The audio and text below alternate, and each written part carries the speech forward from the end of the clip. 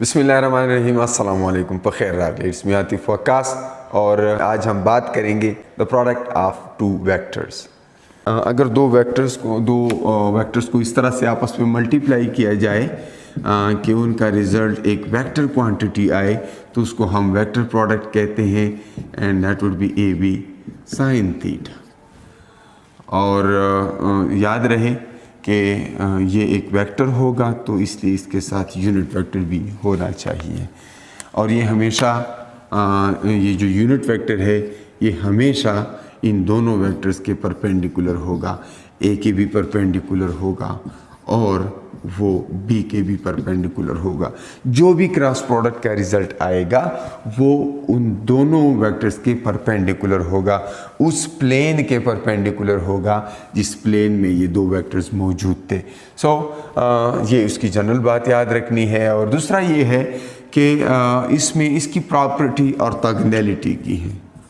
Orthogonality, उसमें scalar product में parallelism था, यहाँ पे ऑर्थोगोनैलिटी है। मतलब ये है कि जब आप दो वेक्टर्स को आपस में मल्टीप्लाई करते हैं, एक वेक्टर ए है और एक वेक्टर बी है, तो इस सूरत में आपने क्या करना है, पहले वेक्टर का जो है मैग्नीट्यूड लिखें, मैग्नीट्यूड ऑफ ए, और दूसरे वेक्टर का दूसरा जो है the component of B perpendicular to A. मैंने जैसे यहाँ पर कहा कि ऑर्थोगोनैलिटी की प्रॉपर्टी है, सो परपेंडिकुलर कंपोनेंट यहाँ पे यूज़ होता है टू ए। हमारे लिए वो कंपोनेंट इम्पॉर्टेंट होगा जो पहले के परपेंडिकुलर होगा। और अगर मैं यहाँ पर कोई वेक्टर ए ड्रा करूँ और दूसरा कोई वेक्टर बी ड्रा करूँ, ये ए है और ये बी है, तो इन दोनों का जो क्रॉस प्रोडक्ट है वो इस पैरेललोग्राम का एरिया है। अगर इन दोनों को मिलाकर एक पैरेललोग्राम बनाया जाए, ए का पैरेलल वेक्टर यहाँ पे ड्रा करें, बी का पैरेलल वेक्टर यहाँ पे ड्रा करें, तो ये जो पैरेललोग्राम बना इसका एरिया जो है that is the magnitude of scalar product that is A, vector product that is A B sine theta. तो ये जो रीजन है ये ए बी साइन थीटा है, ये वो थीटा है। तो रीजन ये जो एरिया है ये उस वेक्टर प्रोडक्ट का मैग्नीट्यूड है। और अगर हम बात कर रहे हैं ए क्रॉस बी की, तो इस एरिया की डायरेक्शन ऊपर होगी, ये ए क्रॉस बी होगा, ए क्रॉस बी, यानी ए से बी तक, बी की तरफ वाला वेक्टर ये बी है, तो राइट हैंड रूल हम यूज़ करेंगे। तो ये जो फोर फिंगर्स हैं ये ए की डायरेक्शन में, और उनको बी की तरफ मोड़ लें, बी की तरफ मोड़ लें तो ये थंब जो है ये क्रॉस प्रोडक्ट का रिज़ल्ट देगा।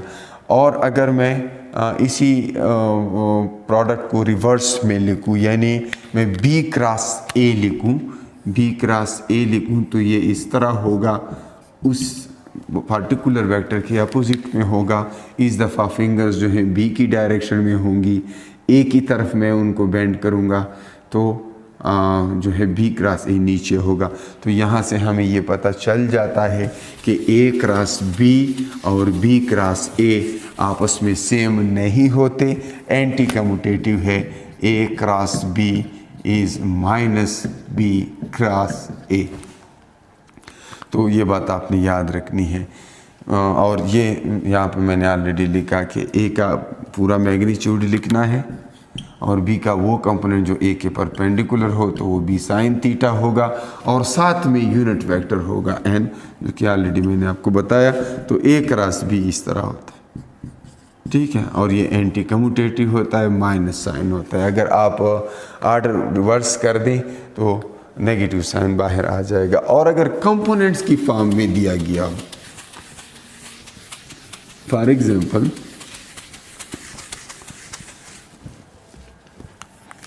ए जो है A x i plus A y j plus A z k, and then B equals B x i plus B y j B z k, और अगर मैं इनका क्रॉस प्रोडक्ट लूँ तो A क्रॉस B, ये आप मैट्रिक्स तरीके से करेंगे, I unit vector, J unit vector और फिर K unit vector and then AX AY AZ BX BY BZ, इसको आपने एक्सपेंड करना है। अब जो स्टूडेंट्स मैट्रिक्स मेथड नहीं जानते, जिन लोगों ने मैट्रिसेस नहीं पढ़ी, प्री इंजीनियरिंग वालों ने पढ़ी हैं ऑब्वियसली, या जो फिज़िक्स के स्टूडेंट्स हैं वो जानते हैं कि इसको कैसे ओपन करते हैं।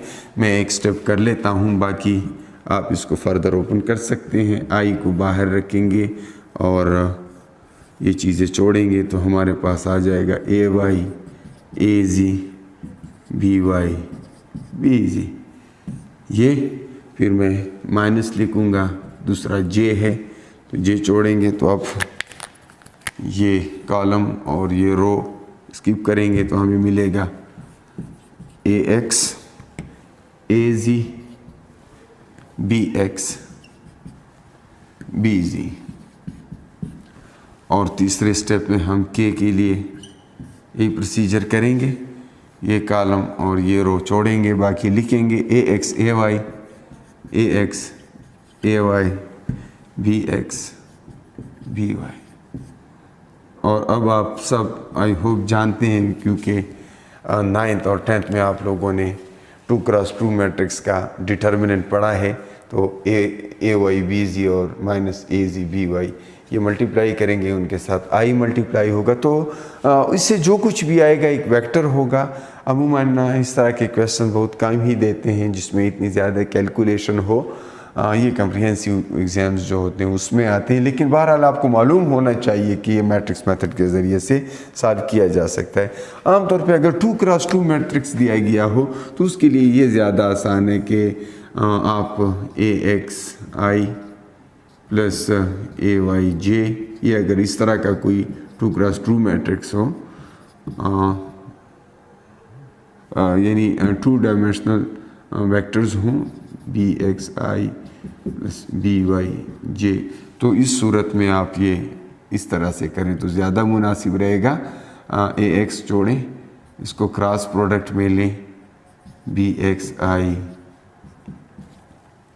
प्लस BYJ के साथ और प्लस AY लिख लें और क्रॉस प्रोडक्ट लें किस चीज़ के साथ, BXI प्लस BYJ के साथ। और अगर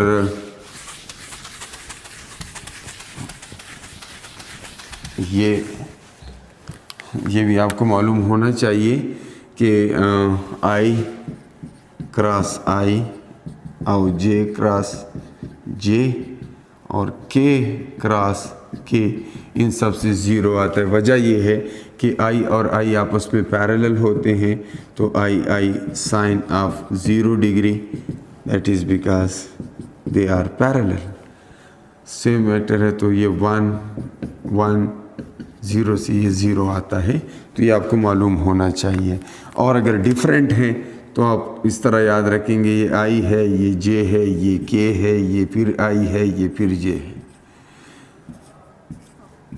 तो अगर राइट की तरफ जाऊंगा तो पॉजिटिव होगा, और अगर मैं लेफ़्ट की तरफ जाऊंगा तो ये नेगेटिव होगा। मतलब क्या है? मतलब ये है कि अगर मैं I क्रॉस J करूंगा, ये राइट पे जा रहा हूँ तो इससे K आएगा। अगर मैं J क्रॉस K करूंगा तो इससे I आएगा, और अगर K क्रॉस I करूंगा तो इससे J आएगा। सिमिलरली अगर मैं रिवर्स में जाऊंगा, यानी उन सबको उल्टा करूंगा, J क्रॉस I करूंगा, ये माइनस K होगा। चूँकि एंटी कम्यूटेटिव है, पहले भी आपको बताया है, K क्रॉस J से K क्रॉस J से माइनस I आएगा, ठीक है। और इसी तरह I क्रॉस K से क्या आएगा, माइनस J आएगा। तो ये आपने याद रखना है। तो इस तरह के बहरहाल ये बेसिक चीज़ें हैं, ये आपको मालूम होने चाहिए। उसमें आप अगर अब मल्टीप्लाई करेंगे तो i क्रॉस i वाले ज़ीरो हो जाएंगे, i क्रॉस j वाले से k बन जाएगा, और सिमिलरली यहाँ पर j क्रॉस i से माइनस k बनेगा, जबकि j क्रॉस j वाला वो कैंसिल आउट हो जाएगा। तो इस तरह से आप ये रूल्स यूज़ करके उसे भी सिंप्लीफाई कर सकते हैं। मैं कुछ एग्जांपल्स लिख लूँ कि कहाँ कहाँ पर आप क्रॉस प्रोडक्ट आगे जाकर यूज़ कर सकते हैं। तो इसमें टार्क है,